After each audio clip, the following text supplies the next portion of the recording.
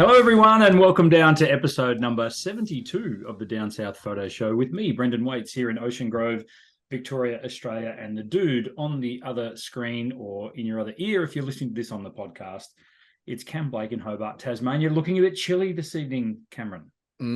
It's freezing. What happened? As we record this, it's the 8th of March. Now, come on. Is it brass monkeys? Is that what they say when it's cold? Something about brass monkeys?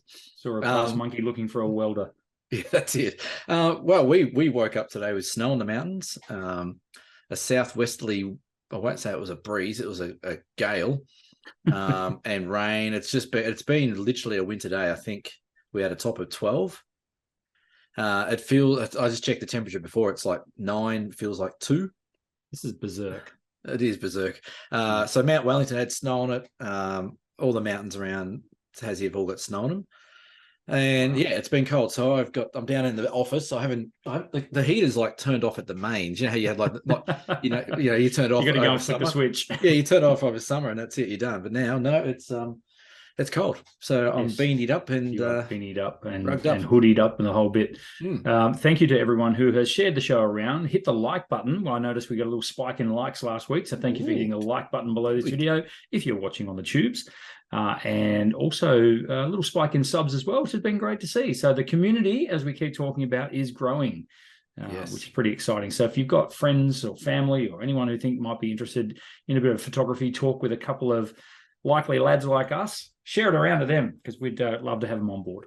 Yeah, I'm just looking. We did have a little bit of a spike in likes, and off air, both Brendan and I, we said we're up to 420 subscribers, and we said why? Like why? That's right. we can't figure out why we're there, but it's lovely. Right. So thank you everyone who's made the effort. Exactly. And thank you to everyone who had visited the new website, dsps.com.au, linked below if you want to go and check it out. And thanks to everyone who bought us a beer. We'll give them a quick shout out now. Why not, Cam? Mel, Jenny, Laura, Phil, thank you for giving us a beer via the website. It does help with a little bit of production costs and that sort of stuff, and buys us a beer, which is very, very cool. Yes. So we've got enough money to buy at least a slab now. So that's pretty exciting. If you're north of the Murray, that's a box of beer. Do they call them a box of beer up there? Do they? Oh, they do. I know. Jeez, a box. Slab is a very Victorian and Tasmanian thing. I'm sure of it. Jeez, I remember once I went to a Bucks weekend in Wagga. And I got in a shout with people who were buying pots, but their pots are different. Their pots are like pints or something. Yeah. And I ended up starting a shout of pints. Yeah. It did not end well. Well, schooners have made their way over the border now. So schooners are very popular in Victoria now. So that's becoming a more Australian-wide thing. But what has this got to do with photography, I hear you ask? Absolutely nothing. Sweet FA. Let's talk photography. So I had quite the adventure over the weekend.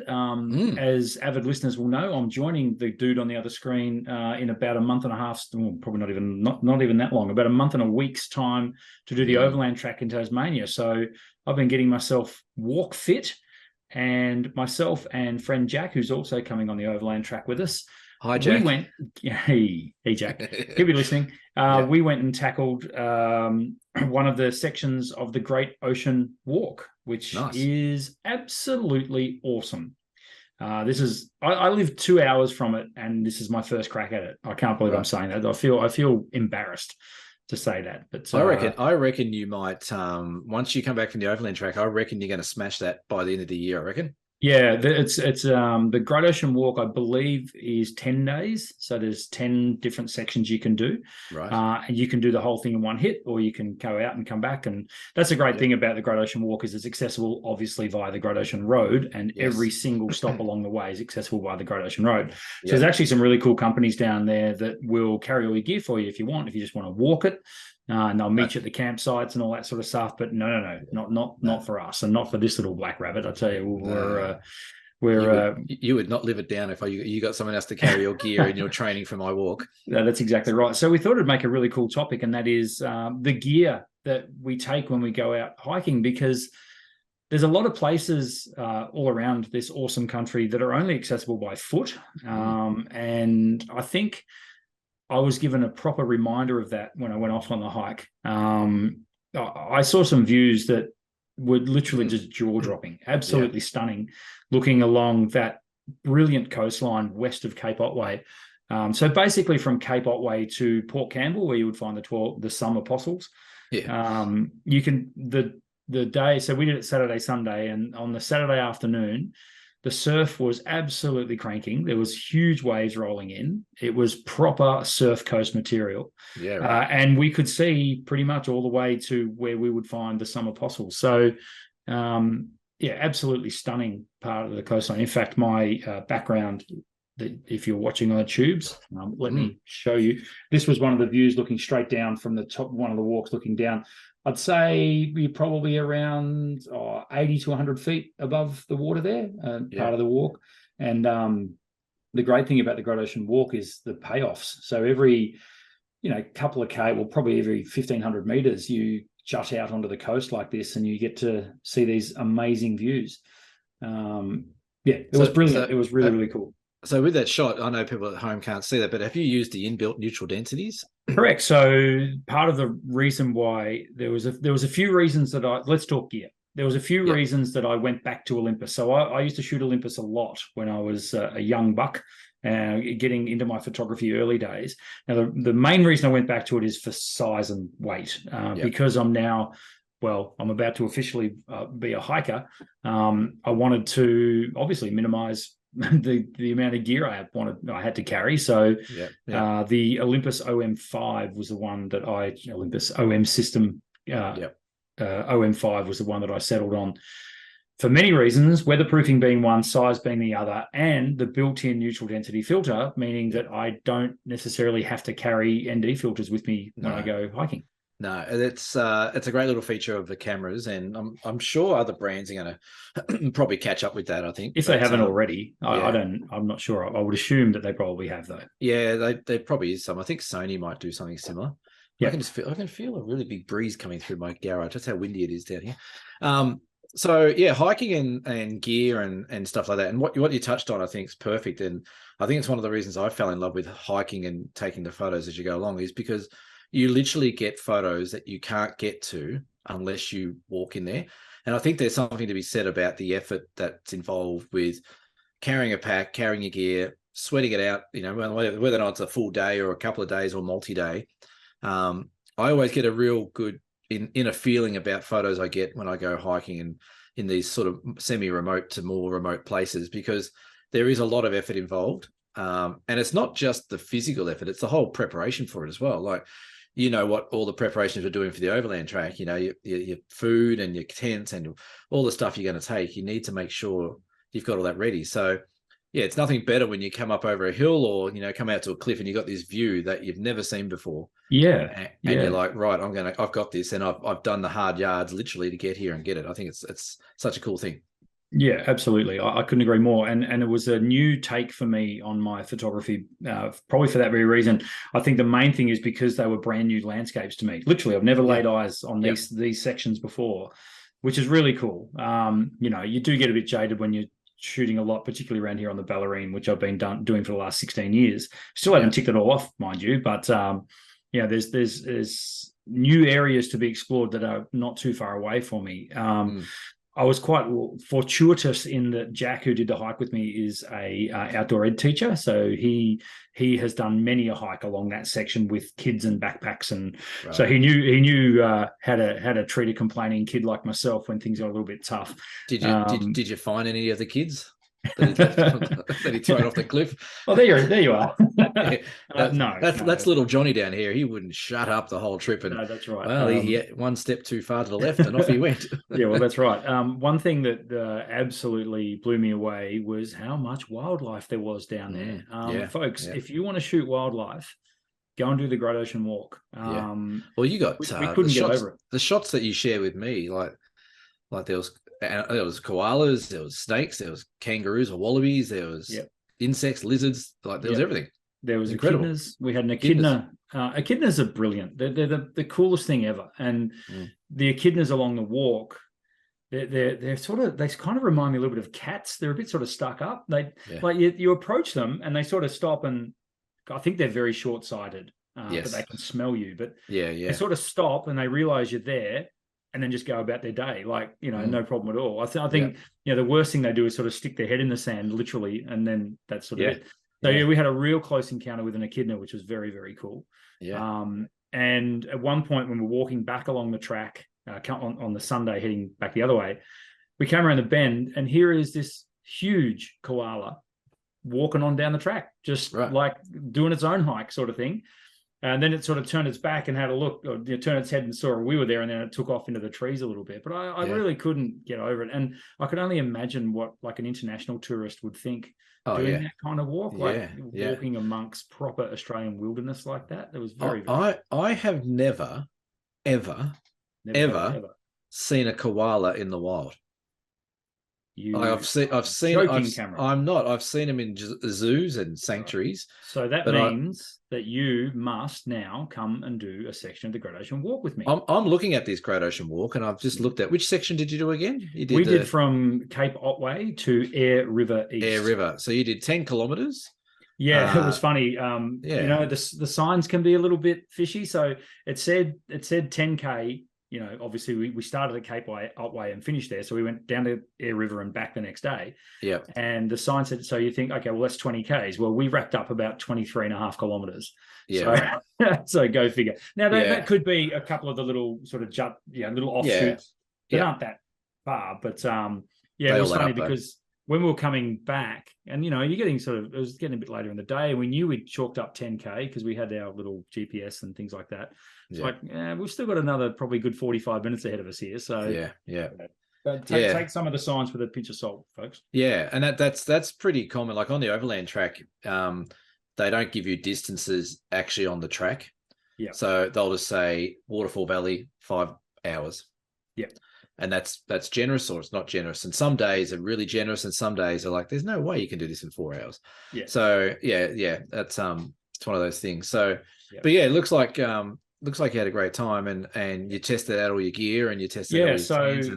I just wanted to talk a little bit about lenses here. So my weapon of choice for the overland is going to be that 8-25. Now, for those playing along at home that don't know the OM system, an 8-25 is effectively a 16-50 lens, focal length for a 35mm equivalent full frame, which should cover a fair amount of my landscape needs. The second lens is still up in the air. And as I mentioned last week on the show, I got myself the 100-400. Now, there was no way I was going to take that thing on the Great Ocean Walk until about half an hour to go before I left. And I was still umming and ahhing on how I was going to carry my camera. And then I realized I had this really cool sling bag that sort of sits on the hip on my side. Yes, I know those. Yep. Yeah, and it holds the OM5 and the 8-25 in one little compartment, and then there's this big area right next to it. Right. Now, I also knew that I wasn't fully packed because we're only going for one night. Yeah. I did have to carry 3 liters of water with me, so there's that. But I wasn't carrying 6 days of food and 6 days of clothing, all that important stuff. Yeah. So I thought, hey, why not? Let's just see how we go. So I chucked the 100-400 in there, literally at the car park. As we we're getting all our gear on, I put it in there, and it felt really good. And I thought, okay, this is a point of no return. It's coming with me. Yeah. I got to tell you, I am absolutely stoked that I made that decision. That 100-400 with the amount of wildlife we saw, if I didn't have that with me, I would have been so frustrated. I was able to shoot so we had koalas in the trees above us at the campsite in the morning. Amazing. Beautiful, lit up by the sun, which was very, very cool. Yeah. So to be able to shoot them without any hassles whatsoever. We also had basically a full moonrise as well and then I was able to get a great shot of the moonrise. The other thing about the 100-400 is it's almost macro. It's got a very close focusing distance. Now, I haven't even looked this up, but I'm going to say it's around about 1 meter. Which is pretty cool for a So things like lizards and insects and snakes and that sort of stuff, I was able to zoom in on, basically shooting from eye level. Yeah. And it kind of doubled as a macro. So now that lens weighs 1.35 kilos. So it's not the lightest thing going around. But what I found myself doing was I'd click it onto the OM5, leave the 8-25 in my bag, and just walk with that camera in my hand. And it didn't faze me one iota. It's actually felt quite normal and natural to be able to carry the camera like that. So a question for you about the walk you've just gone on. Yes.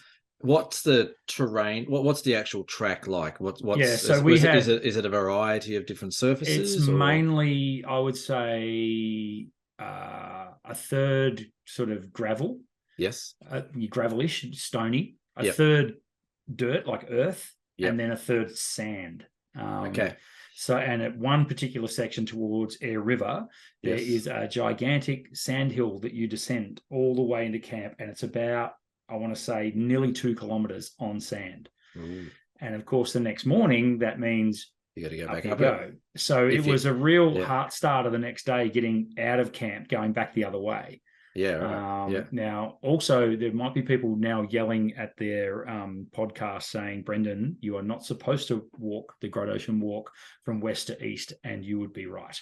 Did you break the law?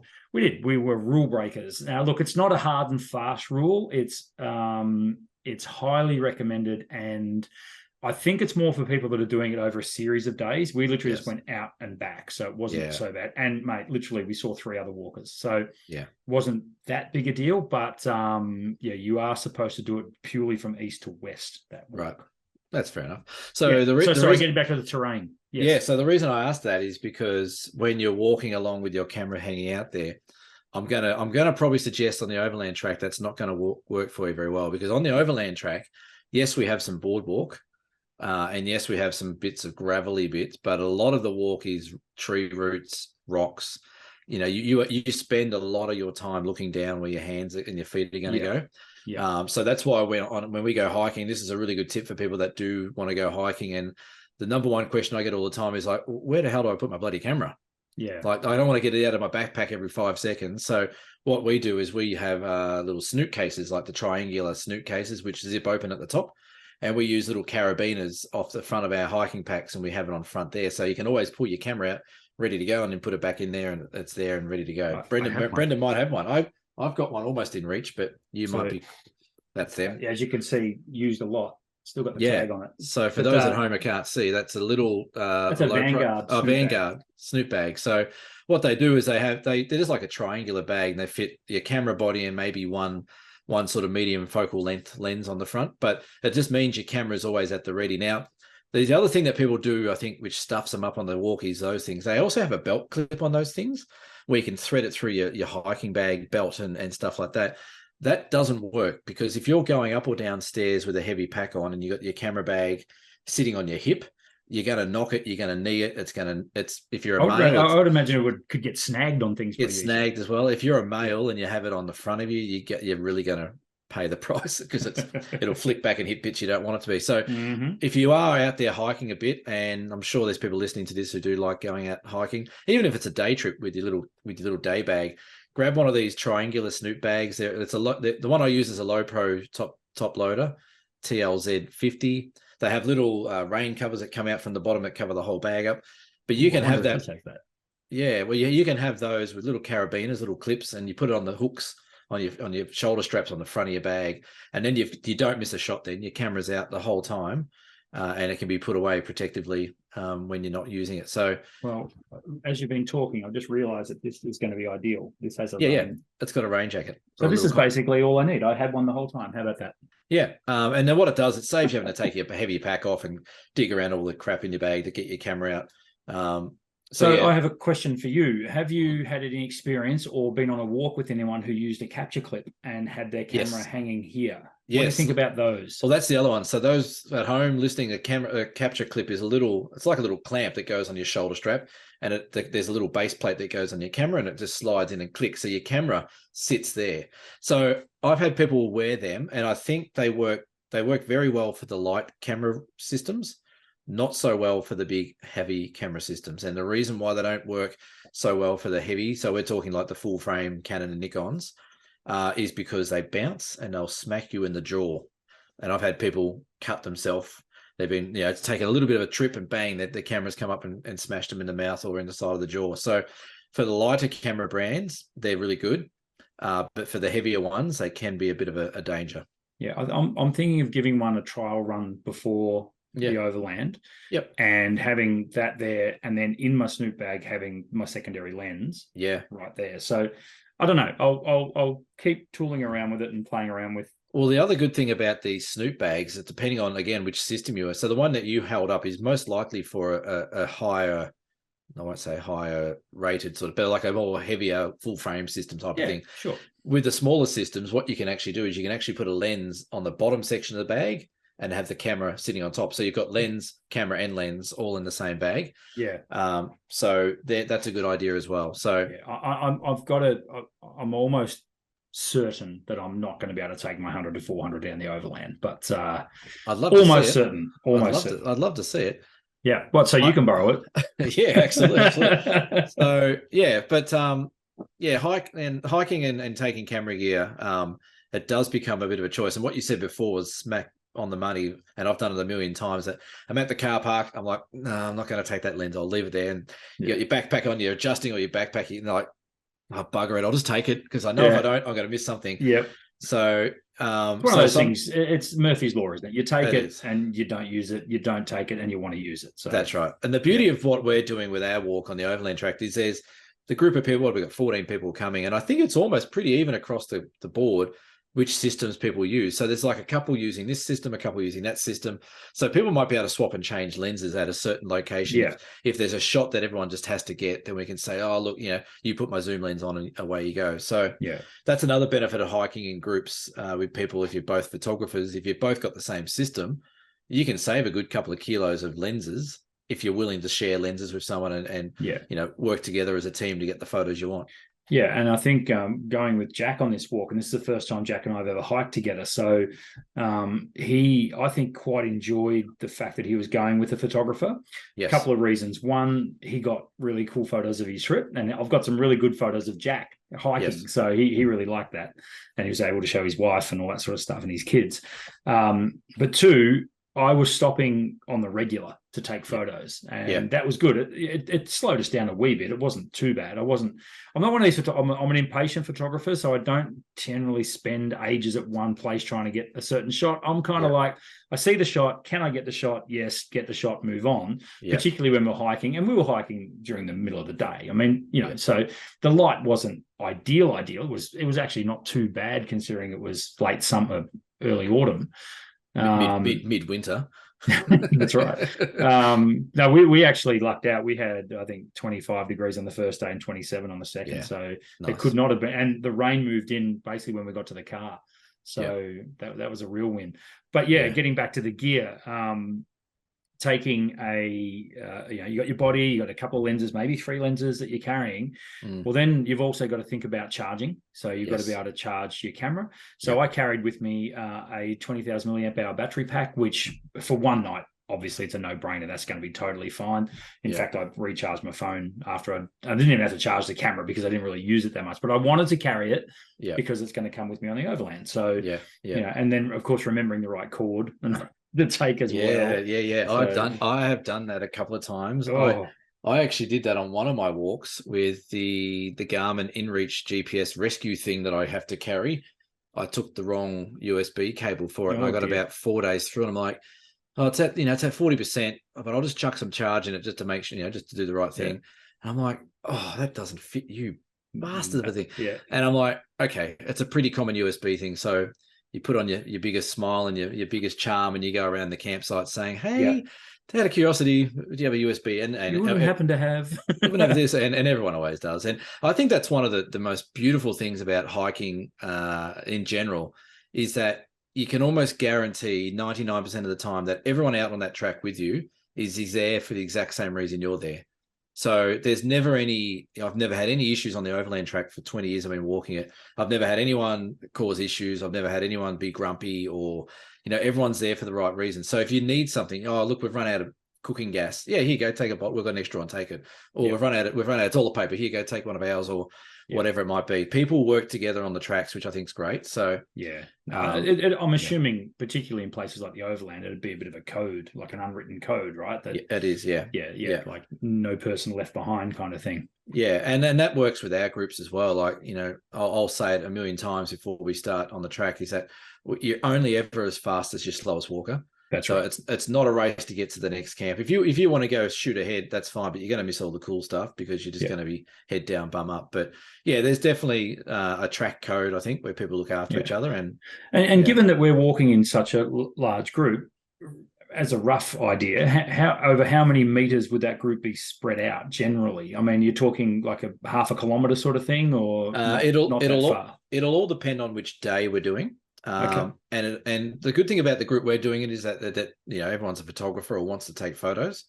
So I would suggest we'll all be within a few hundred meters of each other. But there'll be some sections where people want to stay back. Like Luke, who's going to be the other guy working with us, like he knows the track really well as well. So if there's a half a dozen of us that want to go up further, we could be a couple of kilometers apart. But the main thing is that for safety, we've got one guide at the front, one guide at the back. Of course. So you obviously don't leave anyone behind. But yeah, it can spread out or it can be pretty close. And it depends on the speed of the group. If we've got people that walk fairly well versus people that are a bit slower, then it'll work itself out. But the good thing about it is that we're all photographers and we're all going to enjoy the photography, like you said. It's going to be fascinating for me to see the gear and see what people have brought and decided for themselves what's going to work, because it's an individual thing. I mean, I think when it comes to different focal length lenses, it's a personal preference on the style of photography you deliver or the style of photography you're into.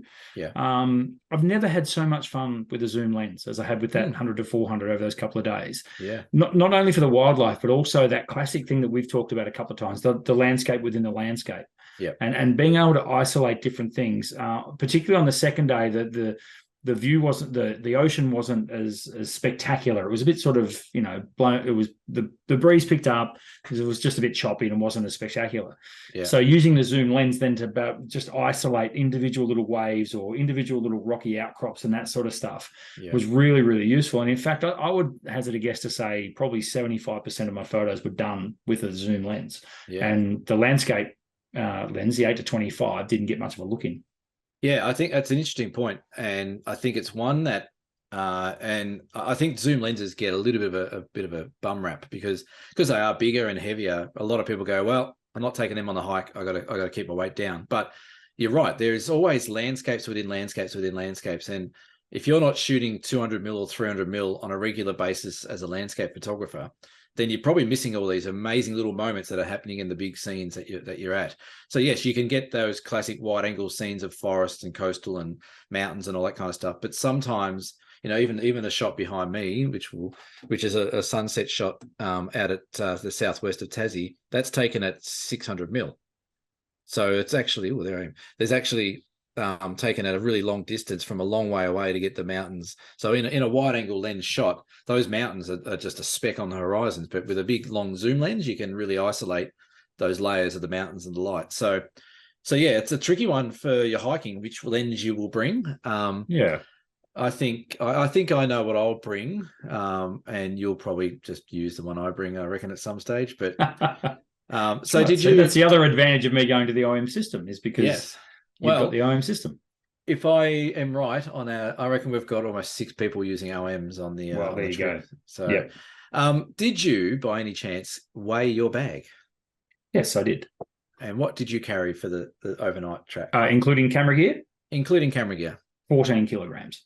14 kilograms. And how did that feel for the trip? Was that good? That was good. I have a sneaking suspicion my pack needs to be adjusted, which I will do to get the weight on my hips a bit more. I'm quite genetically fortunate. I have got big hips and I've got a big legs, big hips, big bum, that sort of stuff. So I don't mind carrying a pack, which also speaks to what we've been talking about a lot, and that is the walking poles. Do we carry those or not? I did 2 days easily without poles, but I also understand the fact that I'll probably need them later because we're talking 6 days, not 2. So these walking poles are becoming a bit of a contentious issue in our little group chat. They are, and to be honest, if I can sneak my whole gear in around the 17 to 18 kilo mark, I'll be pretty happy. I don't know if I'll get there, but I'll give that a go. I reckon that's about right. Most people in our groups get off on the track at around about between 16 and 19 kilos. Very rarely do we have anyone over 20 kilos unless they're carrying a hell of a lot of extra stuff that they don't really need.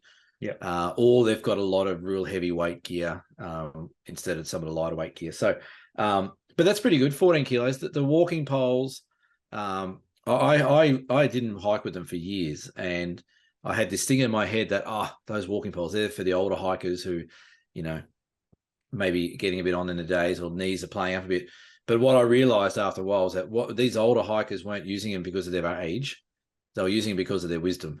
And what they learned is that these hiking poles actually take weight off your back, and they also help you keep balance on slippery rocks and slippery tree roots. They also help you just feel how deep a puddle is before you walk through it. They also help you, move the brushes out from around your ankles in snake-infested bits where you're walking through. So they have multiple options for them. And even if you're not using them, they weigh like under a couple of 100 grams. They're not anything. You just strap them on the back of your pack and away you go. So I use them all the time now, and I should have used them for years. I should have used them from the get-go. But I do now. But as we've said, they're completely optional. If people want to use them, they can.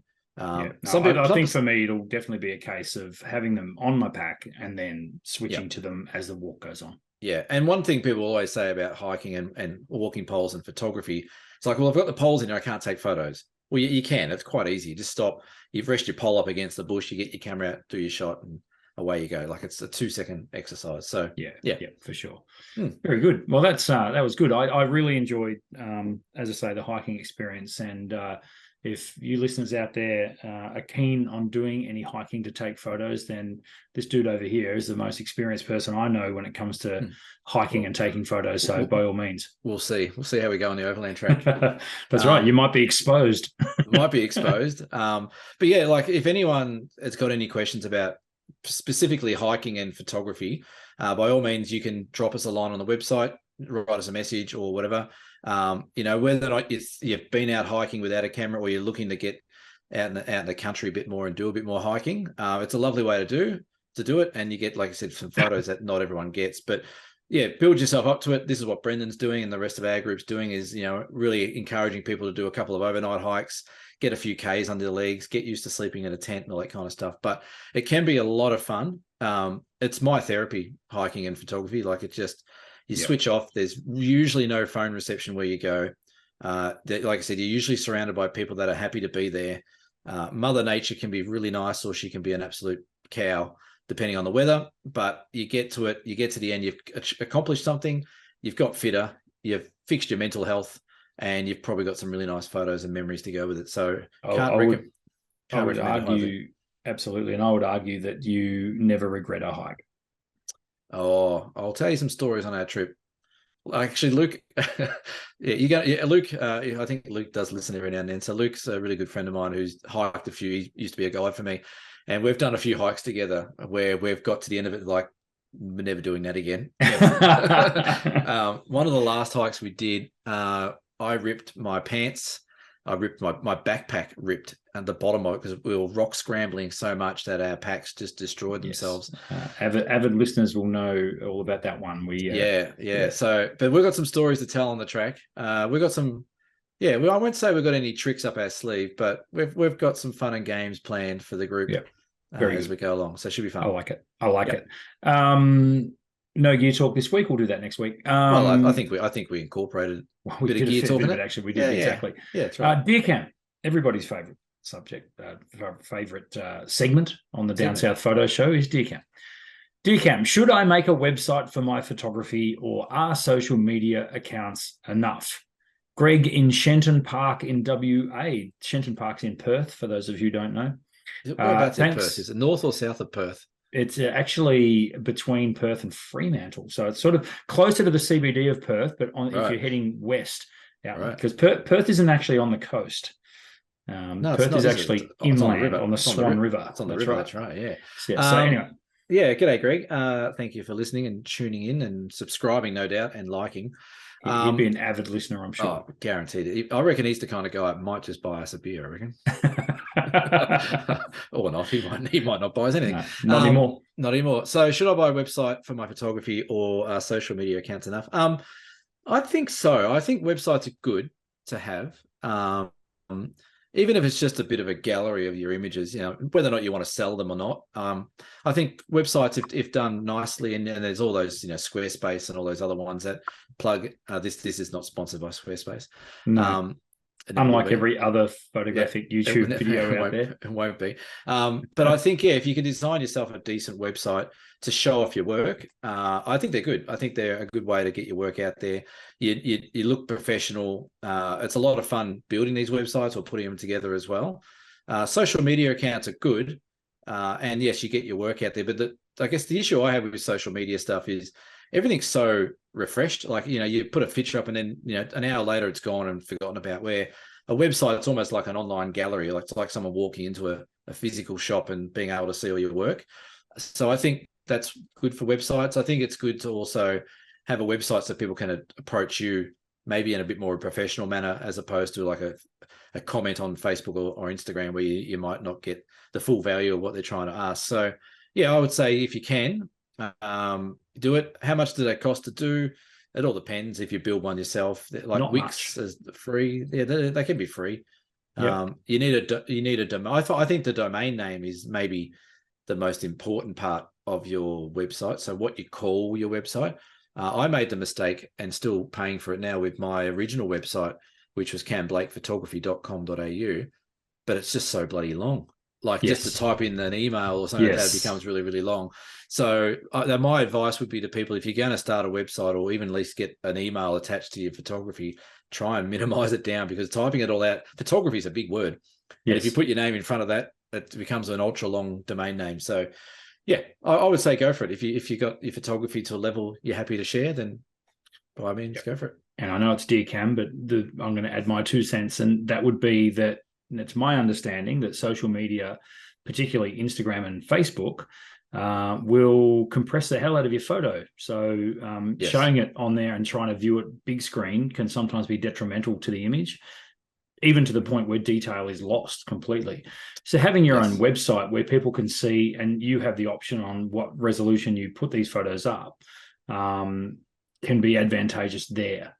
So to show the image off the way it was intended. So that's my 2 cents. If you have a Dear Cam question, by all means, hit us up at the link below, or go to our website and post us a Dear Cam there. Can we do that yet, Cam?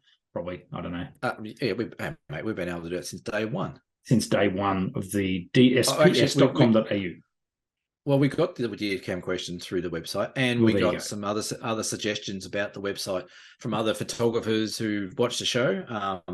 There's a gentleman named Pete who put a suggestion in about the section of the website, which we're going to address. So thank you. So yeah, if you haven't checked out the website, have a look. It's a bit of fun. And you can submit your questions. Like I said before, it's good to see the community building. So what's coming up for us, Cam? Well, what's coming up for me? That's not what I wrote down there. So what is coming up for me? I thought what I've been doing. Let's get out of it. So what's coming up for me? I've got a week off. I've had a bit of a tricky week just happened because I was meant to be in the Southwest on a trip, and it got cancelled. So we originally had it minimized to a day, then it got cancelled because of the weather. And thankfully they made the right call, because no one's coming. There's no flights going down there for the rest of the week. So we would have ended up, a 3-day camp would have ended up in an 8-day camp. Which that would have been tough. It would have been tough. Would have been a lot of drinking and food consumed, I'd imagine. So that sort of put a spanner in the works. So I've had 4 wonderful customers who had flown into Hobart, and we got cancelled literally the day before we went. And so I had to pull a rabbit out of the hat and figure out how to fill in this 3 days that we're going to do it. So we ended up doing some really cool stuff around the state. But what's coming up is I got a week off, and then I've got my very first World Heritage Tour of Tassie. So again, we're going to fly in for the day down to the Southwest, and then we're also going to head out to the West Coast and go do the Gordon River Cruise. And then we'll also do a doors off chopper flight over Cradle Mountain. So unbelievable. That's in 5 days, a total of 5 days. We're not doing that in one day because that would be nuts. Yep. So I got that coming up, and then I've got another trip, and then we've got the Overland. So we're getting close. It's 5 weeks, my friend. It's not far away now. It's getting very excited. Very exciting. What about you? What's coming up for you? Indeed. So it is a long weekend in Victoria. It is a Labor Day long weekend. I'm actually pulling a Homer Simpson and making a 4-day weekend out of it, and having Friday off as well. Golf? No, I am taking my family camping. And we are going. So my daughter is now in year 11 at school. And what that means is we basically have her for one more year after this one, and then she will fly the coop. There is nothing surer. Yes. So we're making the most of family time, her and her brother and my wife. We're going to head to, this time we're heading just north of the Grampians. And if folks who listen aren't familiar with the website Hip Camp, do yourselves a favor. Hip Camp? We are not Hip Camp, HIP Camp. We are not affiliated in any way with Hip Camp. However, what Hip Camp does, it gives people who have properties, so in our case, a farmer who lives just out of Horsham, actually right near Mount Arapiles, which is a great little spot, who has basically land that just, he farms, but it's also got some nice trees and a creek and stuff on it, and they can list their place and you can go and stay there, which is... Wow.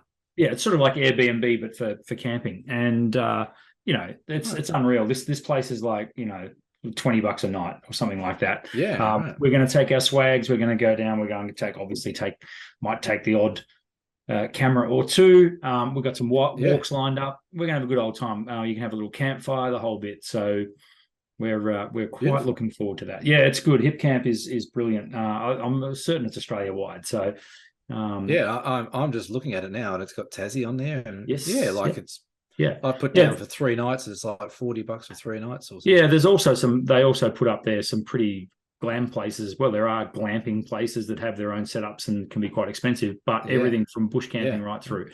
So anyway, that's what I've got coming up. So that'll be great. I've also made the announcement that I'm closing my Torquay store down, which is a bit of a bummer, but is what it is. 5 years of blood, sweat, and tears into that place. So to close it up was a bit of a bummer, but it's the right call. The old work-life balance was getting a bit too slanted one way, so it was time to make the call on that. So my lovely staff member Jo finished up yesterday, so thanks, Jo, for all your service. She's moving on to another job now, and so back to one thriving shop at Ocean Grove Camera and Photo, with wonderful customers that come in every day. All day, every day. We love it. We won't touch on that, but no, we won't. Well, yeah, that's interesting. That it would be a sad time, but but it's the absolute right call. I'm not to be perfectly frank, Cam. I'm not actually that stressed about it. I know it's the right decision to make. It'll be a pain in the bum having to move all the stuff out and all the physical activity that goes with closing a store down, but that it is what it is. That's all part of the fun and games of it. So we'll get that done, and before I know it, we'll be back to one little shop and be happy as Mike Lowry. Very good. That's awesome. That's all. I think is that all we're going to talk about tonight, Cam? Yeah, it's a bit of a relatively short show tonight, but that's good.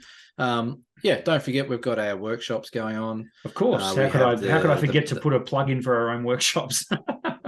No, that's okay. So the Murray Mallee workshop, we've still got some places left for that, which is from October 12th. Come along. We might even buy you a beer if you come along. Who knows?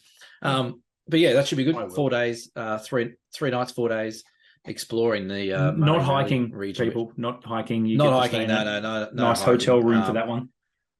Yeah, no, that's a bit more easygoing. That's something I do get asked a lot about my workshops. Obviously, I've got a little bit of a reputation about doing hikes and stuff, and if I had $1 for every time someone said, "Oh, I'm really interested in your Tarkine workshop," how much walking's involved? And it's like, no, not much. It's all fairly straightforward. And do I have to be a mountain goat to come along? And like, no, we sort of bus it and all that kind of stuff. So that's coming up in October. So the 2 workshops in June have sold out. So if you missed out for those, maybe the one in October is the one you might enjoy. Absolutely. You can find them at dsps.com.au. That has been episode 72 of the Down South Photo Show, unless you've got anything else to add. No, short and sharp. I like it. It's I'm going upstairs to thaw out. It's freezing cold. Right. You got no idea, man, how cold it was this morning when I woke up. And when you walk out your door, you're like, well, maybe you don't down there, but you walk out the door and you're just like, okay, there's snow somewhere. Yeah, like where the hell is snow? And it's feel it, and it was on a mountain. One other thing I will say, we had a funny little thing going on here this afternoon for anyone that might live in Tasmania. I was sitting on the phone, Mum, and chatting with Mum in Melbourne, and there's this helicopter circling around my house, like literally circling around my house. Yeah, but you and helicopters, mate, they follow you everywhere. Well, funny you say that, because I'm like, this is a bit weird. Like, what's going on? I said, hang on, Mum, let me have a look. And I look out there, and it's the Westpac rescue chopper, like the chopper that rescued me, and I have all these fun and games with. They were circling around our house, and I thought, oh, maybe there's someone lost or a hiker up Mount Wellington or something like that. But they were actually chasing or looking for a stolen car. So not only do they rescue people out of the woods, they were also doing, because they are police, I guess, police rescue. They were looking for a criminal around who'd stolen a car somewhere. But it was just ironic that for about 20 minutes they were circling literally around my house. Yeah. And no, it wasn't me that stole the car. I was going to say, did you get rid of it down the pub, or you're right? Yeah. I put it in the garage. So they'll never find it. But yeah, so it was quite funny that the red and yellow helicopter was buzzing around my house, and once again, it brought back the PTSD of the rescue. And anyway, but I'm done. Thank you again, right, Brendan. Hopefully, that's it. That's the podcast. We will see you for episode 73. It's got a nice ring to it, 73. Next week. It does. Bye for now. Bye-bye. Bye.